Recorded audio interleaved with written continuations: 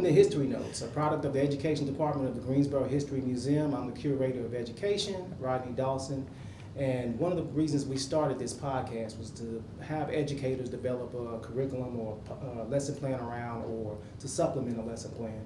And one of my main goals is to capture history when it's happening now. Yes. And so that's why we're so excited to have our panelists here today to talk about a recent event. Everyone, or many of us, if not all of us, know about the events that took place on May 25th, Memorial Day of 2020, when George Floyd's life was taken, and the events that culminated after that. You know, the whole nation, people across the world saw protests, demonstrations, a reckoning, if you will, and Greensboro was no stranger to that. So I'm happy today to have some people that were heavily involved in making that happen, and just bringing about that social justice that's needed and showing that it still is needed. So I want to thank Jordan Cameron for being here. Yes. Brandon Green. Thank you. And Virginia Holmes. Thank you. All right, and let me start, if I can give you, let me see, 30 seconds, you know, a piece. If you had to give a title or name describing your role and what happened in late May, early June 2020, what would it be? I won't start with you because your eyes look like you're still thinking. Virginia, let me start with you. Hi, well, my name is Virginia Holmes. You could say I was one of the forefront people of the protest advocating for equality. All right, Brandon, give me a one word or two words. All right, I think I am the token black man. You know, I am that man that could be getting shot down in the street. So that's what led me out there. Okay. All right, and now it's your turn, Jordan. I have to stand and agree. Just proud to be on the front line and just to make history for our babies. Okay. Yeah. All right. Now, prior to May 25th, what did life look like for you, Brandon? Okay, well, being a young black man, I was currently in transition to move into a new place here within the city. And being an educator, what I wanted to do was have a summer program, have something that the kids could do. So I was looking for ways to be involved in the community even more than I've done in the past. So that's kind of where I was. I was just living regular life, trying to transition and move and get my ducks in the row. And of course, I've seen the climate of the world that we're in now. And so when you see the media and the news, you see what's really happening. And some of those visuals were compelling enough for me to kind of open up my heart and my eyes to what was happening. So do you keep up with the news? Are you the CNN, MSNBC? I do. I actually used to work for a local news station. That was one of my first jobs outside of college when I graduated. From where? From East Carolina University. Okay. Yes. So when I graduated from ECU, I started working in news, and that kind of, it kept me abreast on what was happening in the world. And so I'm the type of person that I don't go to Twitter for my news, or I don't go to the internet. I go to news sources, incredible sources. So it might have a theme here. At least 2 out of the 3 here are educators. All right, so I'm pointing to another educator here, Jordan. Yes. You teach history. Yes, I do. You are K-5? I teach middle school. So my first year I taught 8th grade. This past year I taught 6th, and going into this current year I will be teaching 6th grade as well. So my life, May 25th, we were still doing, I think we were ending online learning. We were almost coming to the end. So just being a teacher really online. I'm in grad school as well. So life was just busy. Just the school year. This wasn't planned. It was really God's design, how all of this came together. If you would have talked to me on May 25th and said, this weekend, you're going to be standing in traffic and you're going to hold a rally under the bridge, I would have been like, Right. That's not happening. So it was God totally, it was totally God led, because it was no part of self that could have made that happen. And the impact that came from it, it wasn't by circumstance. And we'll talk about later the amount of sacrifice that had to be done that helps. And Virginia, so let me go to you. Prior to Memorial Day 2020, what was your life like? What was guiding you? Well, to be honest, I had been aware for a very long time of the injustices that have been happening in our country. I'm not an educator. Mm-hmm. I dropped out of college in 2012, but I'm a Spartan at UNCG. I just feel like that it was just important to have a concern. I recall the days leading up to May 30th, like the 25th, me ranting on Instagram Mm-hmm. to my followers and friends, like, "Oh, we gotta do something," because I'm an artist. Right. So like, artivism is a term that we've coined in the community here.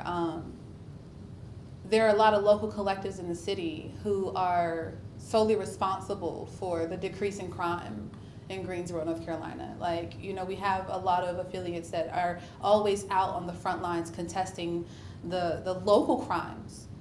Greensboro, North Carolina is a place of history, rich history. Mm-hmm. And it's important to know that if these issues are affecting the nation, that they are definitely affecting our city. And I'm from what was historically called the Warrensville community. So essentially, I'm a product of a social experiment. I'm a product of my environment. So the 25th for me was a day of preparation, believe it or not. I had been ranting to my friends, like, just about, like, you know, how I was just fed up and annoyed with this dialogue, because I look a lot like Sandra Bland. Mm. You know, I favor Breonna Taylor, you know, so it's a lot of those conversations that aren't being had, that need to be had, that I felt that gave artists like myself an opportunity to really see residual change. And so I was ignited on the 25th, inspired by the 27th, and pretty confident by the 29th that I was going to be out there on the 30th. I have kind of been like ranting a little, like, this is going to happen. I know Greensboro's going to do something. Right. The world is waiting on Greensboro, and that's just because of the historical context. Like, but yeah, that's like, it was like a call to action for me, really.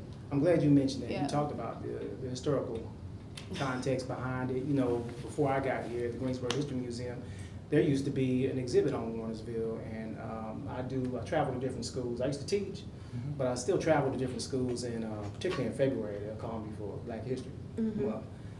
And I do something where I include Harmon Unthink, who's like the father of Warrensville. And so I've spoken to you before about this, but it wasn't by accident. Speaking of the history, it wasn't by accident that you ended up on Elm Street. So a lot of people think it just was impromptu, it was offhand. It wasn't. Yeah. It was more strategic, more planned, more thought out.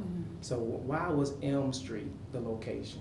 Actually, Brandon and I were having a conversation actually with Jordan where we were just talking about the residual impact, like the aftermath of what happened that weekend before. And it was actually Brandon who mentioned, you know, like, Black Elm Street, like, it needs to be something Black Elm Street, you know, where we can get local businesses that wouldn't stand a chance due to rent or taxes or whatever the issue may be of the community, that there should be something that's kind of like a big old, like, in your face, take this, essentially, that should happen as a sense of like a peaceful protest, a peaceful assembly, but just as a way to tell the city, look, like, we remember, like, we're here, we're aware, we know.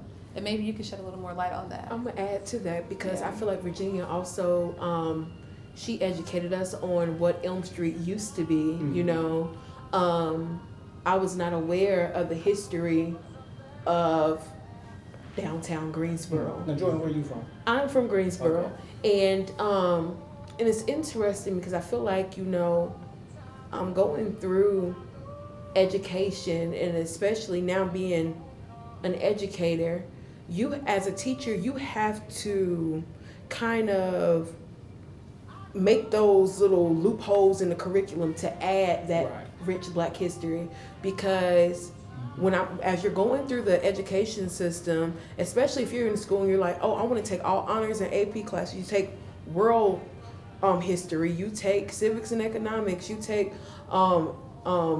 you know, different European lit, whatever you want to, but that African American history and just how North Carolina was impacted, you kind of miss out on that.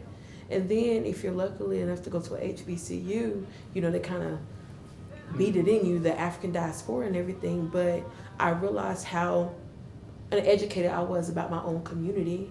So going through this process together, it was like we were kind of like picking each other's brains because I realized she was more aware of some of the tragedies that we have faced in Greensboro. I really, sometimes when things are not affecting you Right. or the people around you, you're not kind of, aware, but it's like, wow. So to get back downtown, I think that while Elm Street, it was because of what Elm Street used to be. And then on Sunday, my initial focus was going downtown to help clean up because Saturday things kind of took a turn. This is Saturday, May 30th. Yeah, Saturday night things kind of took a turn. So on Sunday, when I got downtown, they were already there. And they were talking to someone in front of a shop because people were boarding up their businesses by then. Mm-hmm. And I remember I walked up with my trash bags, like, oh, like I'm here to clean up.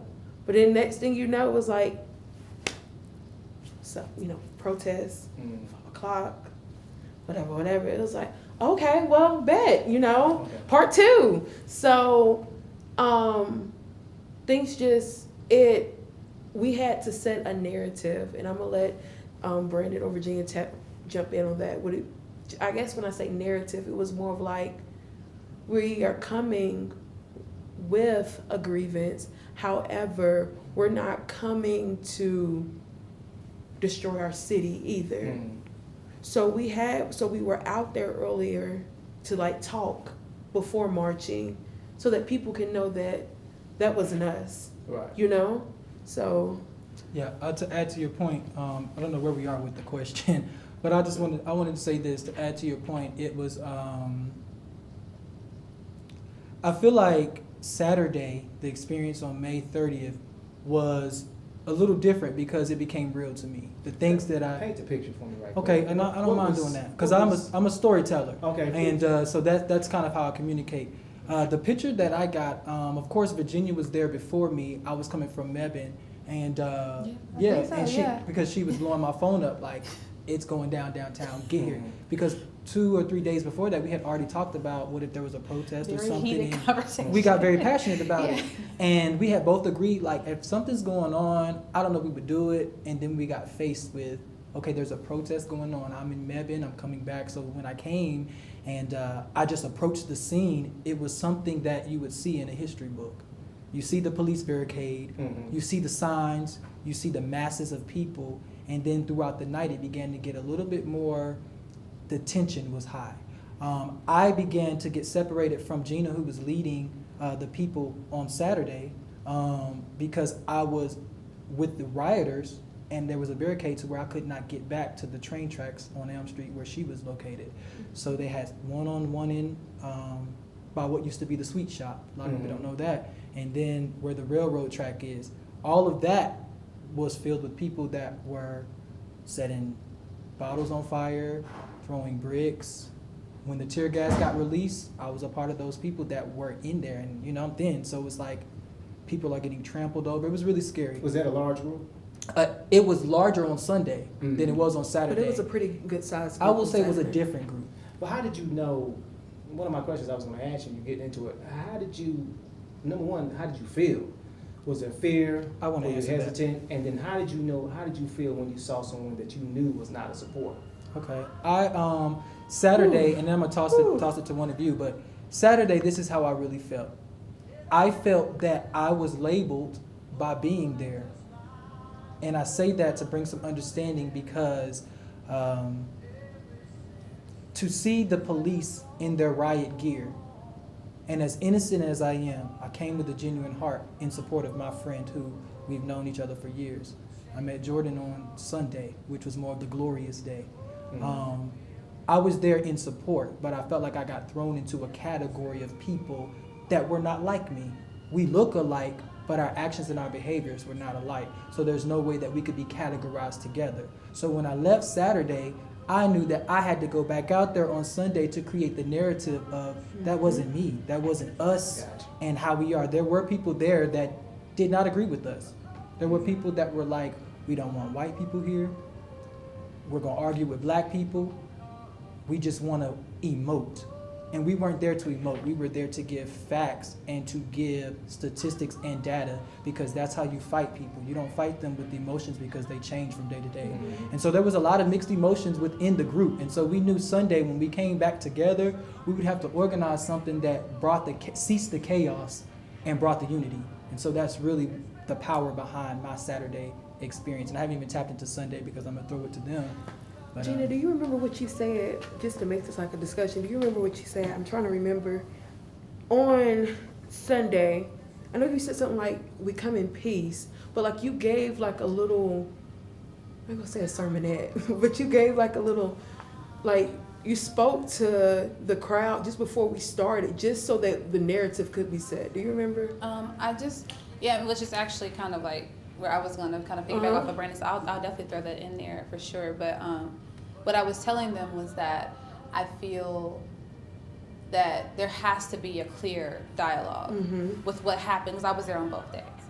And the picture that I guess sent the world on fire was it's a video of me marching up and down the front line between the peaceful protesters and the riot gear. And I'm just spilling my guts out, just quoting facts, just historical facts about the city. You're yelling. You don't have a microphone. No, like you could hear me from like where I was. You could probably hear me around where I was, the circumference. Because I was shouting so hard. I just was like I was so hurt for several reasons. But that was the conversation I definitely had to like make sure that people were aware of, because then again, I show up on Sunday and it's like, okay, like we came downtown prior to Jordan, to help clean up, but also just to see what happened, because the conversation that was had about Saturday night is a conversation that was had with everybody but us, with me. You're the first person that I've sat down with and had this conversation with, for several reasons. For starters, because on Monday morning, after the News and Record rolled out their article, my face was the first thing they saw underneath the title, Looting and Violence. Violence and looting. Peaceful protest turns into violence and looting. And there was an angry black woman with box braids on the front line, standing between peaceful protesters and riot gear. And we do media. I was a double major at UNCG before I dropped out. I majored in political science and communication studies. So how media works. That first picture is the story, right? And imagine if that was your daughter, 27 years old. No older than Breonna Taylor. I turned 27 a month and a half before she did. Underneath that, labeled in this city, what that looks like. My mama showed up to my house with scissors and cut my box braids out my hair. The next day? The next day. The very day. She was scared. She was terrified for my life. Scared. I don't think we had time to adjust. Once we marched on to Saturday and then we marched on Sunday, it took us about a week to really settle in. Wow, we just did something that was major. I don't think I'm over it. I don't think I'm quite over it yet. No, I'm not either. I feel like I don't have the initial trauma that I did. Yeah. But I feel like now it's more of a reality. Like I was able to tell you, like I realized I knew what I signed up for. Did it give you or help give you a sense of what people like? We just lost Representative John Lewis. Yeah, it CTV and give you an idea of what they went through. I would say this. After Sunday, we were met with so many different reactions, and then between that, we had our own type of. We were on an emotional high. We were scared. We were still trying to, like, anger. You were happy. Like, it was just so much going on. But then, you are the first person that we're sitting down and talking to, because press, people reaching out, interviews, they want to know, because they're trying to they're trying to put a face to Greensboro. And it wasn't, yes, the peaceful protest happened, but I felt like because of the precious downtown was destroyed, they were trying to put a face or faces to that. So when they realized that we weren't meeting, that we already stated that we weren't on that looting scene or anything like that. I want to go ahead. I want you to finish that, but I'm gonna touch on that. All right. because- When they realized that it wasn't that, it was like they were looking for somebody to pin it on, like who was in charge of this, You know how it go. and nobody came forward. So because no one came forward, it was like conclusions were starting to be drawn and everything, and it was like, you know, and it came to a point where it was like we had to get to the point where we had to stop defending our actions and allow the pictures to speak for itself. And they did. And it did. It did. The silence was the best thing that we could have ever done, because it literally set the narrative itself. And I want to shout out Kevin Green of Alpha Shots Photography, Yes. who actually Another captured, educator. he captured the moment so beautiful, and he walked with us. I will say, people see the pictures, but they don't see that he was also there with On the us. front, he was Capturing. in front of us So, the yeah. entire time. And those pictures went viral, and so you can only imagine the hate mail, the people that were like, you guys are stupid, y'all don't have on masks, it's a pandemic. DM. We understand that. However, I felt like I'm compelled to go out there, and I want to make this point. I want to say, my thought process in this, and we shared it together, was darkness is only the absence of light, okay? And me being a music teacher, silence is the absence of sound, okay? And that's what's happening in our world. There's too much darkness and not enough light to drive that out because they both can't cohabitate. People have been silent for so long that it kind of just been brushed under the rug. So to drive out the silence, we have to make some sound. We have to open our mouths. We have to state the facts and the untruths. Because reading through the newspaper and the article and seeing my friend under violence and looting, I didn't like that. Only because I knew her passion and her heart standing on the front line where a lot of people turned around and were fearful and left. You see what I mean? And kept poised and kept her position and kept her queenship. And, you know, I met Jordan the next day. So you would have thought we knew each other for years. I've known Gina for years. I met Jordan the next day. And so it was like something within our spirits kind of connected to where it was like, this is what Black people are missing. We're missing being transparent with people and opening up to them so that we can connect on levels and help each other. And that's kind of what we've done. So to see this whole progression of, you know, doing the march, going viral, having the media and the news broadcasters reaching out, to being here in this museum, that means a lot because this is what we want. We've been shouting no justice, no peace. So when we sit down and they say, well, what have you been marching for? What do you want? This is what we want. We want the truth to be told. We all can't be categorized. There are millennials, there are young Black professionals who are striving to better the community and love our community where we live. Which is why I wanted to touch on Saturday, see, because I was on that bridge. All right, talk to us about the bridge. I was on the bridge. If you're from Greensboro, you were here. There was a brief time on May 30th when you couldn't get down I-40 or up or down Gate City because there was a dialogue that was had at the very beginning. See, we met on Elm Street.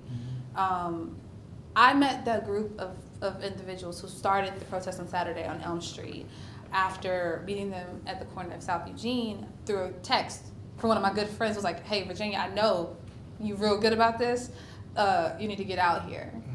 They already getting started, and you were in Mebane, and I kind of like had already been down there for a while before I just like texted her like, oh, by the way, I'm down here because my mom had already told me not to go. Yeah. Everyone was like, Gina, don't you get your behind down there? And I'm like, I'm going.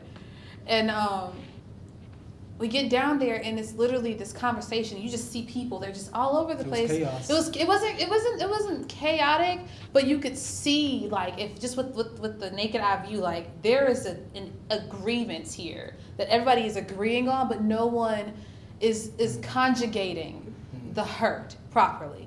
And I would say it's because it was a lot of masculine energy there. Like it was a lot of testosterone in the room, and I'm not trying to be funny in any sense, but it was just a lot of like almost it could have gotten gorilla-ish.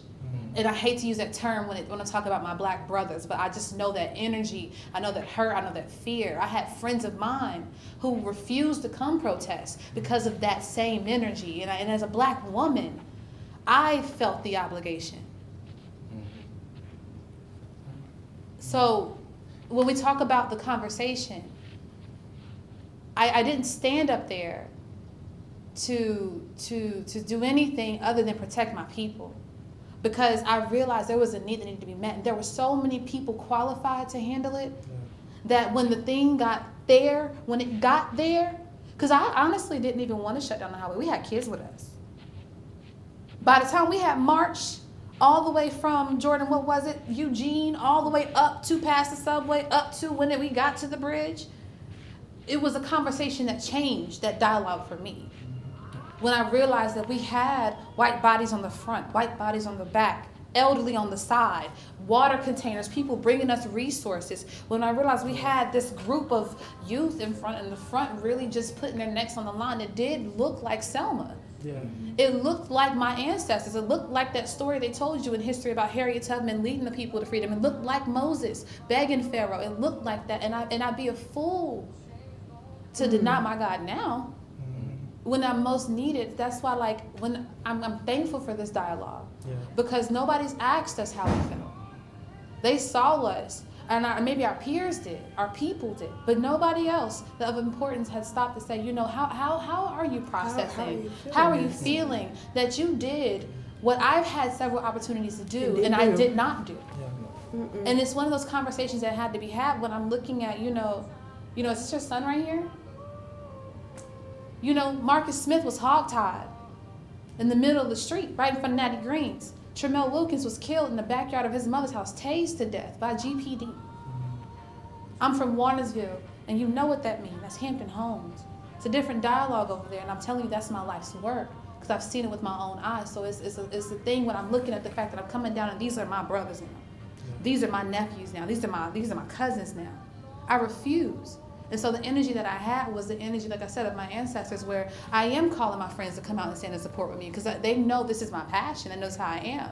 I know they would never leave me. I know that it involves other people with other responsibilities that I'm connected to, so it has to be done a certain way. It has to be substance. And if I'm going to go out there, I got to tell the truth no matter the cost. And so that's why I told you, you know, me agreeing to do this interview was essentially like a big old, like, whatever. I've already been put out there. They just been trying to figure out who the girl with the blonde box braids was. Plot twist. It's called the code switch. Every 2 weeks. So new hair. Switch it up. But it's, But to take it a step further, I think that we need the biggest umbrella, because I know that she just said, and it just really spoke in my spirit. She said that a lot of people could have done it, but they didn't. They did. But I'm gonna say this. So many people have tried to redo what we have done since that day. But when your intentions are not pure, when your heart is not in the right place and your motives, it all comes down to your motives at the end of the day and why you do what you do. Because God has opened up so many doors due to this march. But what people don't understand is we were willing to die that night for this cause. Yeah. You don't understand, like, literally. On Sunday, when we were walking, and we walked, and we were by, and that night when we were by the Civil Rights Museum. Right before they turned the corner. Yes. And we were talking, Gina was talking to the people, and then I was getting ready, we was having a moment of silence, and the next thing you know, they just yelled, like, oh, people are coming, like they got guns, and white supremacists and whatever. We had to take a moment to pray. Me, Virginia, Brandon, Michael, we had to make sure that our hearts were in the right place because it was scary. It was scary, number one, but we were not about to abandon this. We had a goal. We asked our parents to take kids home. And we asked our parents to take kids home. We had my students that were out there. I was like, go home.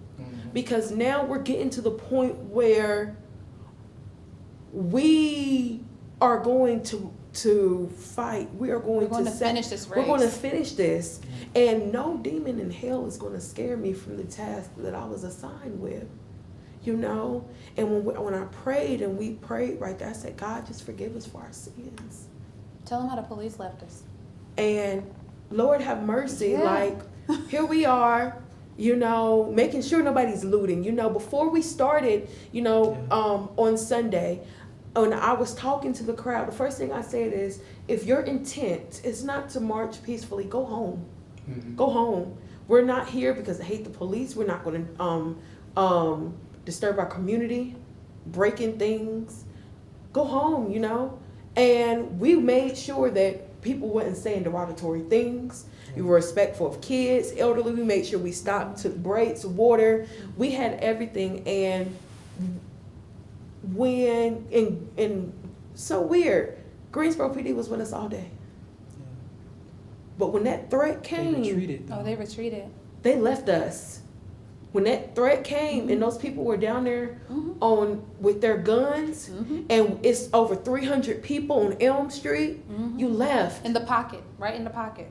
We dead center between the buildings. So you can imagine. So we looking at each other because Gina, her thing is, Virginia, excuse me. It's okay. So her thing is, you know, y'all, we have to keep a straight face, like, because if they see that we're scared, like, we're gonna lose momentum. We're gonna lose our focus. So we're trying to, okay, it's all good, you know, trying to break people up in groups so people can leave, you know, safely. And we're just looking. Brandon is looking like, where's Greensboro PD? Virginia is sending people who were with us, hey, go look around there and see if you see the cops. You know, nobody was there. You know where they were? They were around the corner putting on their riot gear. No, I'm so serious. Yeah. They were behind In the parking lot. across From Terra Blue. Across from Terra Blue. There's a building right there. And it's like the building is right in front of an empty lot. They had their vans off in the lot there, putting on their riot gear. They actually had left us when we got the first tweet, and it went out through Twitter. And actually, we had allies in the back who were facing, like, every time we stopped, our allies would turn and face opposite directions of us. And they would create a barricade around us. They were online just sourcing all types of groups, and they infiltrated a couple white supremacist groups. And they, like, again, very calculated. And I just need to remind you, very calculated methods. It went through the process of looking through, you know, seeing who was what, and they intercepted a tweet where it was true, and it later came out in the news that there was a group of white supremacists that came down with their guns looking for the groups of protesters. By the time we had dissolved the group is when they had finally got down there, and that's when, like, the looters. We ended at 10:30. Yeah, like, it was prompt. Just to be safe. It was just safe. But We had to. I wanted to touch on the fact that Saturday, when the looting happened, a big misconception is that something was thrown. There was an engagement.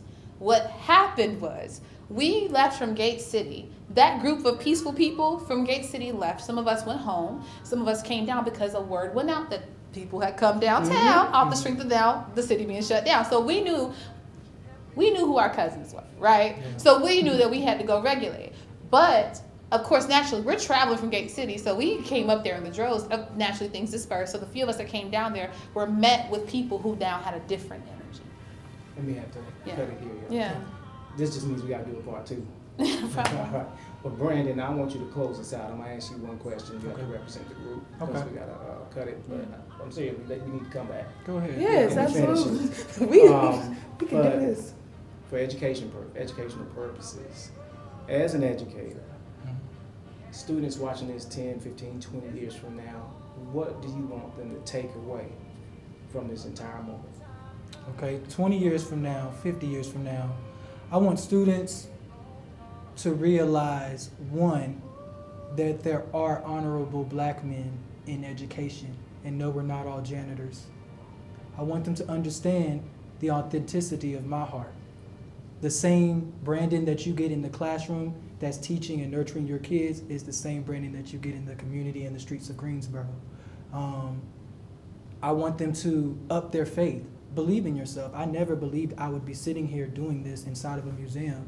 So I want them to be even more empowered that whatever they want to do, they can achieve, they can be. You're sitting behind or in front of a portion of the sitting counter at Woolworths. It's broken up into 3 sections. The largest section's at the International Civil Rights Museum here in Greensboro. We have a portion here, and the 3rd section is at the Smithsonian in Washington, D.C. Nice. No one knows which 4 seats. Whichever museum you go to, they're going to tell you those are the 4 seats they sat in. So you are, I hate to use the word juxtaposing, or you are furthering a cause that was started long before February 1, 1960, yes. But I think it's not happenstance or circumstance that we chose this spot. But Jordan Cameron, Brandon Green, Virginia Holmes, Thank you. thank you for joining us on Thank you. Thank you History so Notes much. Part 1.